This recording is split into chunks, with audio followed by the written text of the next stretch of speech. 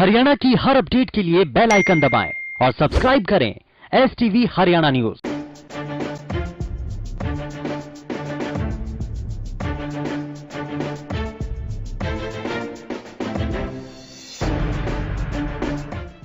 नमस्कार, आप देख रहे हैं हमारी खास पेशकश और मैं हूं आपके साथ शुभेंदु सिंह। और पूरे देश दुनिया के अंदर कोरोना संक्रमण जिस रूप में फैला, जिसका प्रभाव सभी ने देखा, लेकिन भारत के अंदर जिस तेजी के साथ अभी भी संक्रमण के मामले सामने आ रहे हैं वो चिंताजनक है। हरियाणा प्रदेश में बीते 24 घंटों का जो आंकड़ा अभी तक सामने आया संक्रमण का, वो बेहद चौंकाने वाला है, जिसमें गुरुग्राम सबसे ज्यादा खतरनाक स्थिति पर है। क्या अभी तक 24 घंटे में संक्रमण के मामले सामने आए, जरा आगे आप देखिए।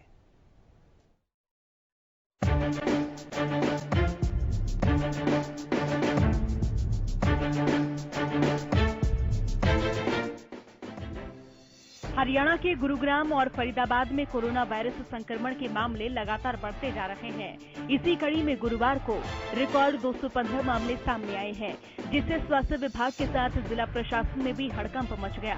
इसी के साथ जिले में अब तक कुल कोरोना वायरस संक्रमण के 1410 मरीज सामने आ चुके हैं, जहां हरियाणा प्रदेश भर में 2000 से ज्यादा एक्टिव मरीजों की संख्या है। इनमें अकेले गुरुग्राम से 1400 से ज्यादा मरीज हैं।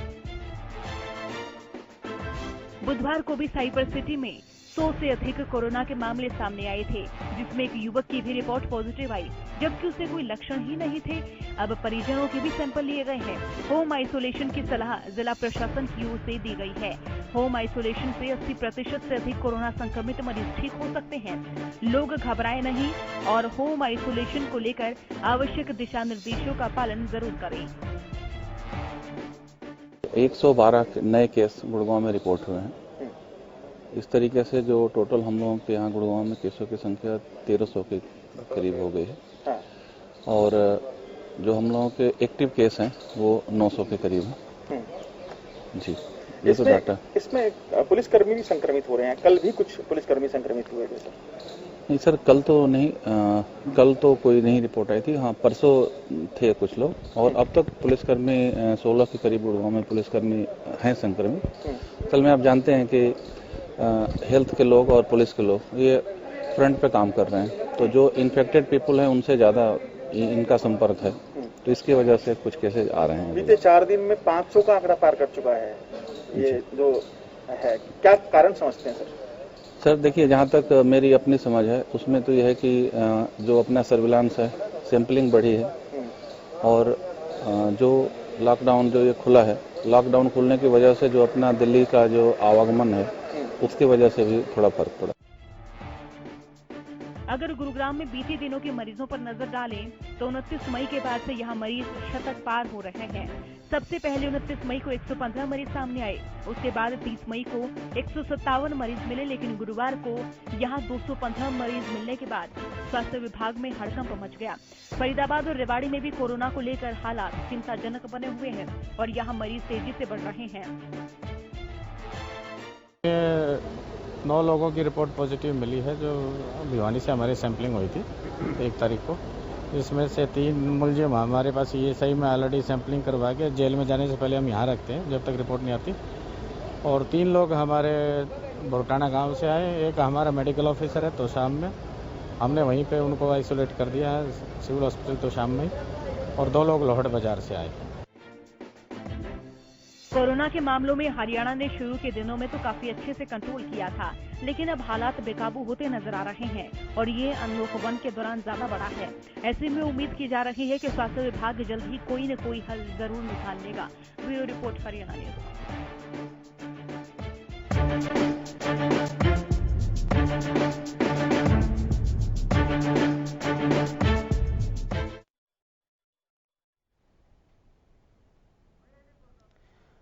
तो मास्क का प्रयोग करें और सावधानी जरूर बरतें।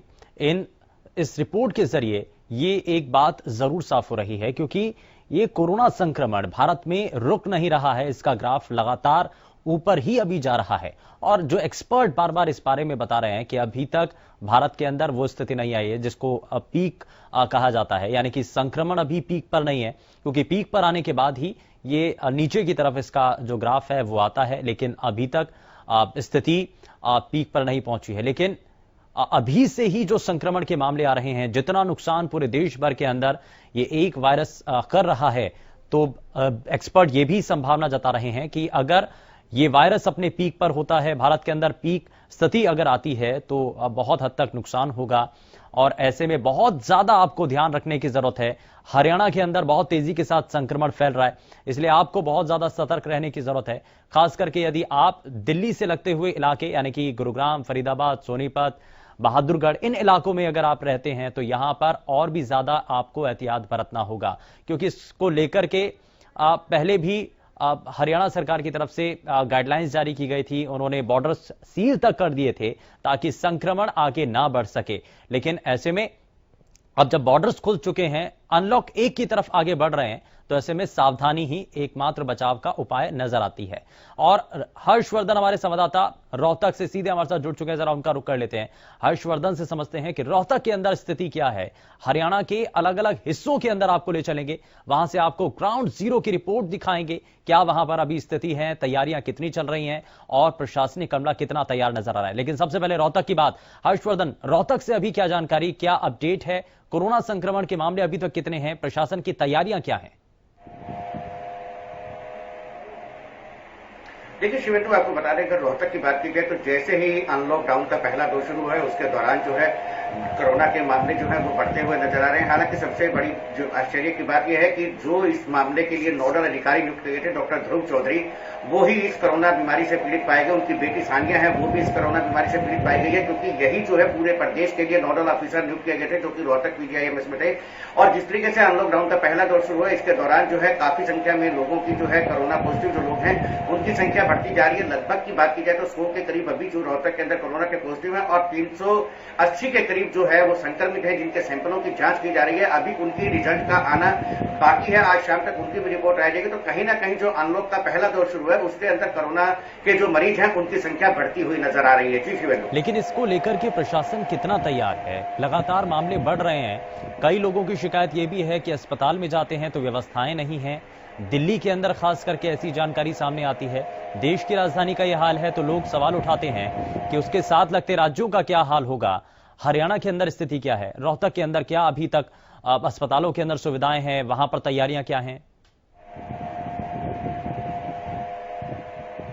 देखिए रोहतक की अगर बात की जाए तो पीजीआई का जो ट्रामा सेंटर है वो सारा का सारा कोविड-19 के लिए तब्दील कर दिया गया है। वहां पर किसी प्रकार के कोई मरीज को वहां पर जाने की इजाजत नहीं है और तमाम जितने भी मरीज हैं कोरोना से पीड़ित केवल वही ट्रामा सेंटर में एडमिट किए जा रहे हैं। हालांकि पिछले दिनों जो है लॉकडाउन जो 5वां चला था उसी दौरान जो है वहां पर जो ऊपर का वार्ड है वो भी खाली करा दिया गया था ताकि कोई भी दूसरे मरीज है वो इसके संक्रमण में आने से बच पाए। तो ऐसे में लेकर रोहतक पीजीआई की अगर बात की जाए तो पूरी तरीके से जो है यहाँ पर तमाम व्यवस्थाएं जो जितनी सुविधाएं हैं वो यहाँ पर उपलब्ध हैं। लेकिन अब कहीं ना कहीं जिस तरीके से डॉक्टर और स्टाफ जो है, स्टाफ नर्स हैं जो कोरोना के पीड़ित होने की जिनकी खबरें सामने आ रही हैं, तो ऐसे में अब डॉक्टर और जो नर्सें जो काम करने आ रही हैं वो भी कहीं ना कहीं भय के माहौल के अंदर काम कर रही है, क्योंकि मरीजों का आना जाना लगातार जारी है।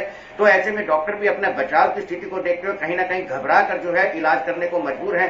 लेकिन सिविल हॉस्पिटल की बात की जाए वहां पर भी अलग से जो है रोजाना पहले एक टेस्ट होता है, लेकिन अब एक वक्त में 2 टेस्ट होते हैं। तो ऐसे में टेस्टों के लिए किसी प्रकार की कोई दिक्कत यहाँ पर नहीं है। हर व्यक्ति जो भी थोड़ा सा संक्रमित माना जाता है या जिसको भी एहसास होता है कि उसको कोरोना का संक्रमण शायद आ गया है, तो ऐसे में तुरंत ही जो है एम्बुलेंस को भेजा जाता है और जिस एरिया के अंदर कोरोना से पीड़ित व्यक्ति पाए जाते हैं उस एरिया को बफर जोन के अंदर डाल दिया जाता है और वहां पूरी तरीके से उस एरिया को सील कर दिया जाता है ताकि कोई भी व्यक्ति अपने घर से बाहर ना निकले और शहर के अंदर कोरोना ना फैले। जी बिल्कुल, संक्रमण आगे ना बढ़े इसको लेकर के प्रशासनिक स्तर पर अलग अलग तैयारियां इसको लेकर के की जाती हैं। बहुत शुक्रिया हर्षवर्धन इस जानकारी के लिए। लेकिन आपको अभी तक हमने रोहतक की तस्वीर दिखाई, लेकिन आगे बढ़ते हैं, आपको अब बल्लभगढ़ लिए चलते हैं। हमारे संवाददाता राजेंद्र दहिया सीधे हमारे साथ जुड़ चुके हैं, जरा उनका भी रुख कर लेते हैं। राजेंद्र, आज की तस्वीरें क्या हैं, आज की अपडेट, आज की जानकारी क्या है? जी बिल्कुल शुभेंदु, मैं आपको बताना चाहूंगा कि 570 के करीबन जो मामले सामने आ चुके हैं और लगातार ये आंकड़ा यहाँ पर बढ़ता जा रहा है और तमाम जो मरीज हैं उनमें से ज़्यादातर लोग जो एडमिट किए गए, कुछ होम आइसोलेशन पर भी हैं और 11 मौत अब तक फरीदाबाद के अंदर हो चुकी हैं, जो कहीं ना कहीं एक चिंता का विषय बन चुका है, क्योंकि हरियाणा में सबसे ज़्यादा मौत फरीदाबाद के अंदर हुई हैं। 11 मौत हो चुकी हैं और लगातार ये आंकड़ा बढ़ने की तरफ हो रहा है। तो कहीं ना कहीं अधिकारियों की भी चिंता बढ़ गई है और इसमें आम जनता की भी चिंता बढ़ा दी है। जब तक सोशल डिस्टेंसिंग और जो सुरक्षा उपकरण है वो हम साथ नहीं रखेंगे तब तक इससे बच पाना संभव नहीं है। लेकिन ये जो मौत का आंकड़ा है राजेंद्र, क्या प्रशासन भी इस तरफ ध्यान दे रहा है कि अगर पूरे प्रदेश के हर जिले के हिसाब से अगर आंकड़ा देखें तो फरीदाबाद में ज्यादा लोगों की मौत हो रही है, इसका कारण क्या है? जी बिल्कुल, मैं आपको बता दूं, जिन लोगों की मौत हुई है उनको अन्य भी बीमारियां थी और कहीं ना कहीं उन लोगों पर कोरोना ने अटैक किया जो पहले से कुछ बीमार थे।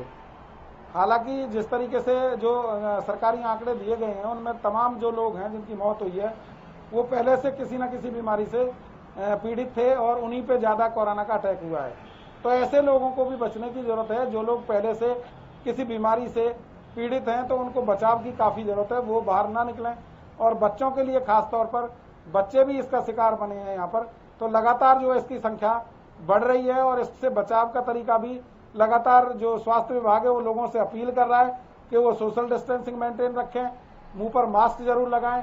इन तमाम चीजों के लिए लोगों को जागरूक किया जा रहा है। लेकिन राजेंद्र, जब बाजारों में जाते हैं और देखते हैं रोजमर्रा की तरह जब वापस से पटरी पर व्यवस्था लाने की कोशिश हो रही है, तो लोग क्या पुराने जो नियम बताए गए इतने समय तक जिन लोगों ने फॉलो किया उन नियमों को, अब जब वक्त है उन नियमों का पालन करने का, तो बाजार में जाते वक्त क्या वो सभी चीजें याद रखते हैं या भूल जाते हैं? देखिए शुभेंदु, ज्यादातर लोग सोच रहे हैं कि कोरोना अब खत्म हो चुका है, जबकि ऐसा नहीं है। कोरोना उल्टा बढ़ रहा है। तो साफ तौर पर जो लॉकडाउन खोला गया उसका मतलब लोग ये निकाल रहे हैं कि कोरोना अब नहीं है इसलिए लॉकडाउन खोल दिया गया है, जबकि बात इसके उलट है। कोरोना लगातार बढ़ रहा है और लगातार इसकी संख्या में पूरे प्रदेश में इजाफा हो रहा है। तो ये बात हमें सोचनी होगी और इस बात को गंभीरता से लेना होगा।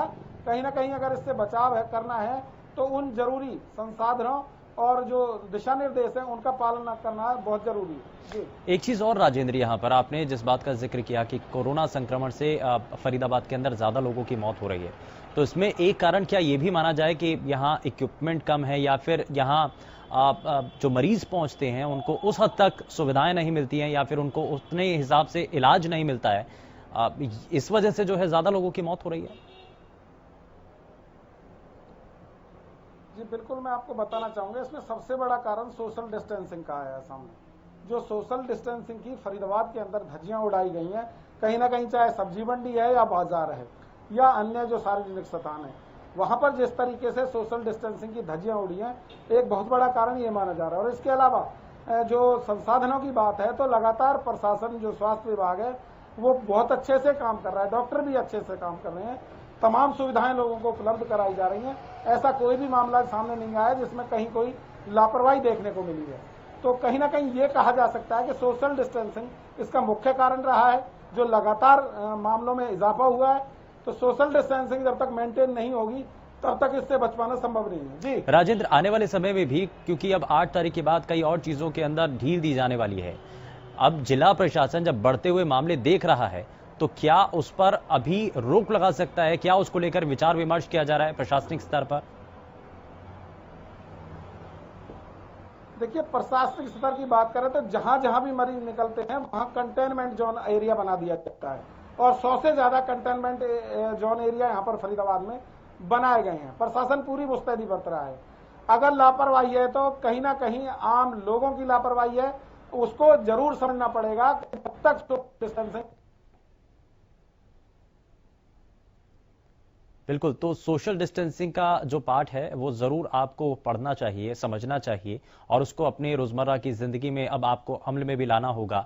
राजेंद्र, हमारे संवाददाता लगातार हमारे साथ बने हुए हैं, वो बता रहे हैं कि एक एक चीज फरीदाबाद की और बल्लभगढ़ के अंदर अभी तक तस्वीरें, जानकारी क्या मिल रही है वो भी बताया। लेकिन साथ ही साथ अब 8 तारीख के बाद यानी कि 8 जून के बाद कई चीजें हैं जिसमें और भी ज्यादा रियायत दी जाने वाली है, जिसमें धार्मिक संस्थाएं भी हैं, धार्मिक संस्थान हैं। तो ऐसे में क्या, जब फरीदाबाद के अंदर तेजी के साथ मामले बढ़ रहे हैं, तो क्या इन सभी चीजों को अभी फिलहाल के लिए रोका जाएगा? ये एक बड़ा विषय बना हुआ है। लेकिन बहुत शुक्रिया राजेंद्र, आपने जानकारी दी, आपने तस्वीर पहुंचाई। मनोज वशिष्ठ हमारे संवाददाता गुरुग्राम से सीधे हमारे साथ जुड़ चुके हैं, जरा उनका भी रुख कर लेते हैं, गुरुग्राम की स्थिति भी जानते हैं सबसे पहले, क्योंकि मनोज, गुरुग्राम के अंदर बहुत तेजी के साथ मामले बढ़ रहे हैं और हरियाणा प्रदेश के अंदर जितने भी मामलों का अगर आंकड़ा देखें तो गुरुग्राम अव्वल नंबर पर है। इसको लेकर के प्रशासन के सामने कितनी बड़ी चिंता है और क्या तैयारी है? जी बिल्कुल, देखिए शुभेंदु, पूरे अगर हरियाणा की बात करें तो 3200 के करीब मामले जो हैं वो सामने आए हैं, जिसमें अकेले गुरुग्राम में 1400 से ज्यादा मामले, यानी कि आधे मामले सिर्फ गुरुग्राम से सामने आए हैं। तो चुनौती बहुत बड़ी है और जिला प्रशासन के सामने, स्वास्थ्य विभाग के सामने लगातार मंथन कर रहा है। और अभी थोड़ी देर पहले ही जो जिलाधीश हैं अमित खत्री, उन्होंने एक रिवाइज कंटेनमेंट लिस्ट जारी की है, जिसमें गुरुग्राम में सबसे ज्यादा 63 जो है कंटेनमेंट जोन बनाए गए हैं। पटौदी में भी 2 कंटेनमेंट जोन बनाए गए हैं, वहीं एक सोहना में कंटेनमेंट जोन बनाया गया है। इन कंटेनमेंट जोन में कोई भी किसी भी तरह की रियायत नहीं दी गई है। वहां पर एक अधिकारी की तैनाती की गई है, ये सुनिश्चित करने के लिए कि जो वहां के लोग हैं वो उसकी जो नियम है उनकी अनुपालना ठीक से करें। और अब आने वाला वक्त बहुत महत्वपूर्ण होने वाला है शुभेंदु, जैसा कि आप अभी थोड़ी देर पहले आप बता रहे थे कि 8 तारीख को काफी जो रियायतें हैं वो उनमें बढ़ोतरी होने वाली है, लेकिन गुरुग्राम की जो स्थिति है वो उससे काफी संकट की घड़ी जो है वो आ चुकी है। और अब यहाँ पर हरियाणा सरकार को, जिला प्रशासन को इस बारे में जरूर विचार करना चाहिए कि जो ये 8 तारीख को ये जो रियायतें देने की बात चल रही है, क्या सच में गुरुग्राम जैसे बड़े शहर को दी जानी चाहिए या नहीं दी जानी चाहिए? जी शुभेंदु, क्योंकि इसमें मनोज, गुरुग्राम की बात अगर करें तो यहाँ पर होटल्स काफी ज्यादा संख्या में हैं और 8 तारीख के बाद इसमें छूट देने की बात हालांकि गाइडलाइंस के अंदर तो है, लेकिन क्या राज्य सरकार, क्या जिला प्रशासन इस बात को सुनिश्चित कर रहा है कि बढ़ते हुए मामले और दूसरी तरफ दी जाने वाली छूट, इन दोनों को कैसे बैलेंस किया जाए? विचार विमर्श हो रहा है क्या इस पर भी? देखिए शुभेंदु, बिल्कुल राज्य सरकार और ये जिला प्रशासन जरूर इस पर मंथन जरूर चल रहा होगा, क्योंकि काफी समय से, जैसे गुरुग्राम जो है वो हरियाणा की आर्थिक राजधानी है, यहाँ पर काफी उद्योग हैं और दिल्ली के साथ सटा हुआ है, और जिसकी वजह से जो यहाँ का जो टूरिस्ट भी है वो गुरुग्राम में काफी आना जाना उनका लगा रहता है। लेकिन अब जो है वो स्थिति काफी पेचीदा हो चुकी है शुभेंदु, और जो इस स्थिति से बचने के लिए जो जरूर मंथन कहीं ना कहीं किया जा रहा होगा, जो जिसपे अब जरूर नजर बनी रहेगी हमारी कि किस तरह से गुरुग्राम में बढ़ते संक्रमण को रोकने के लिए हरियाणा सरकार अब क्या कुछ कदम उठाती है। ठीक है, लेकिन मैं इसमें एक चीज और पूछना चाह रहा हूं मनोज, कि इससे पहले तक कहा जा रहा था कि दिल्ली से जो आवागमन हो रहा है, संक्रमण का एक बड़ा कारण गुरुग्राम के अंदर वही लोग हैं, लेकिन अब तो और तेजी के साथ मामले आ रहे हैं और देखने को मिल रहा है कि संक्रमण तेजी के साथ गुरुग्राम के अंदर फैल रहा है। तो अब असेसमेंट क्या कह रही है प्रशासन इसको लेकर के, क्या और आगे तैयारी करने के मूड में है? देखिए शुभेंदु, बिल्कुल हाल ही में जो दिल्ली से काफी सारे संक्रमित मरीज जो है हरियाणा के अलग अलग एरियाज में गए थे और वहां पे संक्रमण फैलाने शुरू कर दिया था उन्होंने, जिसके चलते दिल्ली और गुरुग्राम के बॉर्डर जरूर सील कर दिए गए थे। अब क्योंकि अब बैरिकेटिंग हटा दी गई है, तो दिल्ली से जो लोग हैं वो अब लगातार गुरुग्राम में प्रवेश कर रहे हैं और यहाँ पर काम करने के लिए आ रहे हैं। तो जरूर कहीं ना कहीं संक्रमण का जो खतरा है वो काफी बढ़ चुका है। लेकिन यहाँ पर स्वास्थ्य विभाग की अगर हम बात करें या जिला प्रशासन की बात करें तो अपनी तरफ से पूरी तरह से सजग है और अब हर संभव जो है वो प्रयास कर रही है कि संक्रमण को बढ़ने से रोका जाए। ठीक है, लेकिन यहाँ संभव प्रयास हो रहे हैं, लेकिन अभी सुनिश्चित करना होगा, क्योंकि 8 जून के बाद से कई चीजें और भी हैं, कई संस्थान हैं जिनको वापस से खोलने की तैयारी की जा रही है। तो ऐसे में संकट और भी ज्यादा बड़ा होने जा रहा है, खतरा और भी ज्यादा बड़ा होने जा रहा है, और इसी को लेकर के प्रशासन, सरकार क्या इसको लेकर के रणनीति तैयार करती है, यह भी देखना बेहद दिलचस्प है। खैर, बहुत शुक्रिया मनोज इस पर जानकारी देने के लिए।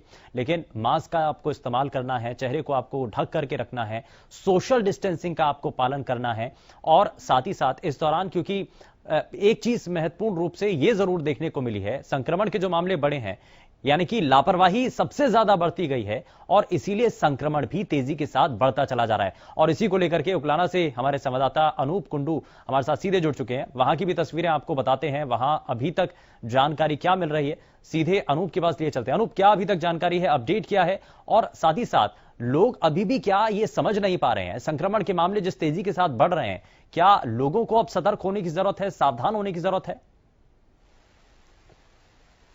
बिल्कुल शुभेंदु जी, पहले मैं अगर हिसार के मामलों की बात कर लूं तो हिसार में कल भी जो है 9 नए मामले सामने आए हैं, और हिसार के जो सीएमओ है डॉक्टर योगेश, उन्होंने जानकारी दी है एक ही परिवार के 5 लोग हैं और बढ़कर के आंकड़ा अब 70 का हो चुका है हिसार में। और इसमें संक्रमण के जो मामले बढ़ रहे हैं, बात गुरुग्राम, फरीदाबाद, बल्लभगढ़, सोनीपत इन सभी जगहों की हमने की, लेकिन उकलाना के अंदर, हिसार के अंदर अभी बाजारों के अंदर स्थिति क्या है? आपने इससे पहले भी रिपोर्ट दिखाई थी जिसमें बहुत कुछ देखने को मिला था, लापरवाही देखने को मिल रही थी, लोग वहां पर जा रहे थे, सोशल डिस्टेंसिंग का ध्यान नहीं था, लेकिन अब कुछ अंतर आपको नजर आया है पहले के मुकाबले आज की तस्वीरों में? बिल्कुल नहीं शुभेंदु जी, यहाँ तक कि कुछ जो कंटेनमेंट एरिया बनाए गए वहां पर भी लोग सरेआम घूम रहे हैं। जहां पर पुलिस ने बैरिकेड लगा दिए हैं वहां पर पुलिस ही गाड़ियों को निकलवाने और आने जाने का प्रबंध किए हुए है। इसके अलावा बाजारों में, बैंकों में हर जगह भीड़ है, सोशल डिस्टेंसिंग का बिल्कुल पालन नहीं हो रहा है। बहुत सारे लोग ऐसे हैं जो बगैर मास्क के वहां से निकलते हैं, सैनिटाइजर का बिल्कुल इस्तेमाल नहीं किया जा रहा। जिस प्रकार से लॉकडाउन 1 में लोग सतर्क थे, बिल्कुल सावधान होकर के सावधानी बरत रहे थे, अब अगर अनलॉक 1 की बात की जाए तो लोग बिल्कुल बेपरवाह नजर आ रहे हैं। शुभेंदु, अनूप, हम एक बात का शुरुआत से जिक्र कर रहे थे कि ग्रामीण आंचल में ये संक्रमण ना फैले, क्योंकि वहां पर अगर ये संक्रमण फैलता है तो बहुत तेजी के साथ बढ़ता चला जाएगा। तो क्या अभी तक ग्रामीण इलाकों से क्या जानकारी है? अगर असेसमेंट करें, अगर पूरा विश्लेषण करें, तो ग्रामीण इलाके अभी तक हिसार और उसके आसपास के इलाकों में बचे हुए हैं क्या? वहां पर संक्रमण अभी तक नहीं फैला है या फिर बढ़ चुका है, और किस रूप में बढ़ा है? शुभेंदु जी, अगर ग्रामीण इलाकों की बात करें तो ग्रामीण इलाकों में दस्तक दे दी है। आदमपुर के कुछ ऐसे गांव हैं, हांसी के कुछ ऐसे गांव हैं, बरवाला का भी एक गांव है। इस प्रकार से हम ये नहीं कह सकते कि अब ग्रामीण क्षेत्र जो है अछूता है, लेकिन अपेक्षाकृत शहरों की अभी तक कुछ बचाव है। अगर अभी भी स्थिति पर कंट्रोल कर लिया जाए किसी भी तरह से, चाहे वो नैतिक लोग मास्क लगाकर सोशल डिस्टेंसिंग का पालन करें या फिर प्रशासन सख्ती के साथ पालन करवाए, तो बचाव रह सकता है। अदरवाइज ग्रामीण क्षेत्र भी इससे अछूते नहीं रहेंगे। ठीक है, बहुत शुक्रिया अनूप इस जानकारी के लिए। तो जनता को बार बार सावधानी बरतने के लिए कहा जा रहा है और बार बार ये समझाया जा रहा है कि आपको सोशल डिस्टेंसिंग का जरूर ध्यान रखना होगा, चेहरे को आपको ढक करके रखना होगा, बार बार आपको हाथ साफ करने हैं। तो इन चीजों का यदि आप ध्यान रखते हैं तो जाहिर तौर पर ये जो घातक वायरस है आपको नहीं छू सकता है, ये तो तय है। फिलहाल के लिए बस इतना ही। नमस्कार।